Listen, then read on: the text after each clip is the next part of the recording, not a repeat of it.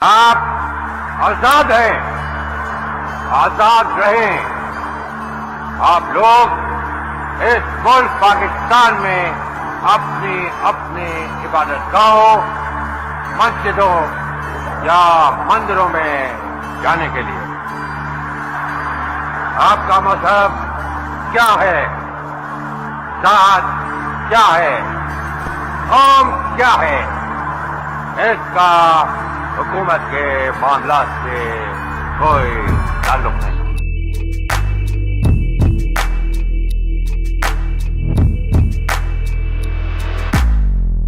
1600 میں انگلینڈ کے کچھ ٹریڈرز نے مل کر ایسٹ انڈیا کمپنی بنائی اور سب کانٹیننٹ کے اندر ٹریڈنگ سٹارٹ کر دی، اور مغلز نے ان کا فل سپورٹ کیا، لیکن آہستہ آہستہ انہوں نے سب کانٹیننٹ کے کچھ ایریاز پر قبضہ کر لیا اور مغلز کچھ بھی نہ کر سکے کیونکہ وہ اپنی عیاشی کے اندر اتنا ڈوب چکے تھے کہ ان کے اندر اتنی طاقت نہیں تھی کہ وہ برٹش کا مقابلہ کر سکیں، اور برٹش نے سب سے پہلے سندھ کے اوپر اٹیک کیا اور وہ اس میں جیت گئے۔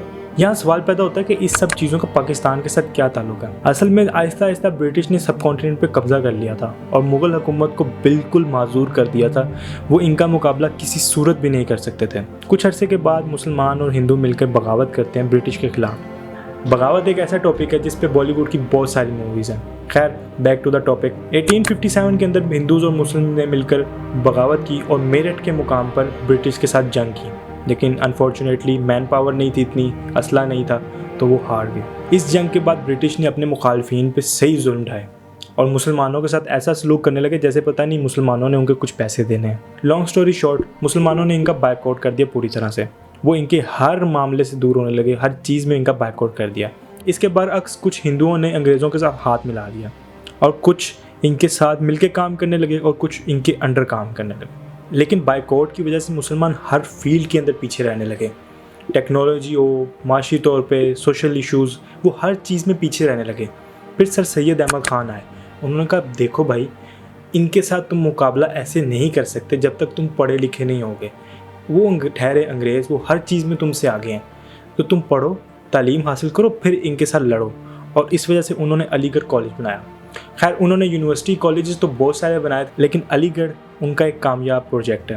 برٹش نے ہندو اور مسلمز کا آپس میں اتحاد توڑنے کے لیے ان کو آپس میں لڑایا، اور اوبیسلی وہ ٹاپک کون سا ہوگا جس پہ یہ آپس میں لڑیں گے؟ مذہب کے نام پر خوب قتل و غارت ہوئی۔ بڑے صغیر میں اس وقت ایک ہی جماعت موجود تھی جس کا نام تھا کانگریس، اور کانگریس ہندوؤں کی جماعت تھی۔ مسلمانوں کے رائٹس کی بات کرنے کے لیے ان کو ایک الگ سیاسی جماعت چاہیے تھی۔ 1906 کے اندر مسلم لیگ وجود میں آئی جو ٹوٹلی مسلمز کی جماعت تھی۔ مسلم لیگ بننے کے بعد قائد اعظم علامہ اقبال اور ان کے ساتھیوں نے بہت محنت کی اور 1940 کے اندر جا کے انہوں نے قرارداد منظور کروائی۔ اصل میں قائد اعظم کا دو قومی نظریہ تھا، وہ کہتے تھے کہ مسلمان اور ہندو پہلے بھی مذہب کے نام پہ لڑ چکے ہیں، یہ دونوں الگ قومیں ہیں، ان کا مذہب الگ ہے، یہ ایک جگہ اکٹھے نہیں رہ سکتے۔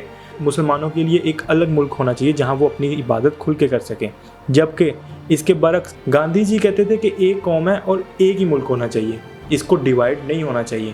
خیر، بہت ساری تگ و دو کرنے کے بعد برٹش اس بات پہ مان گئے کہ ہم آپ کو ایک سیپریٹ کنٹری دے دیں گے۔ برٹش کو سب کانٹیننٹ چھوڑنا تھا، اور اچانک 14 اگست 1947 کو پاکستان اور 15 اگست 1947 کو ہندوستان آزاد کر دیا اور خود بھاگ گئے۔ سب کانٹیننٹ کے اندر ہر مسلمان کی خواہش تھی کہ وہ پاکستان میں رہے، وہ اپنی ایک الگ اسٹیٹ میں رہے جہاں اس کو ہر چیز کی آزادی ہو، اور جب یہ اناؤنسمنٹ ہوئی تو ہر مسلمان پاکستان کی طرف دوڑا، لیکن اس کے ساتھ بہت سارے فسادات کھڑے ہوئے، کئی لوگ قتل ہوئے۔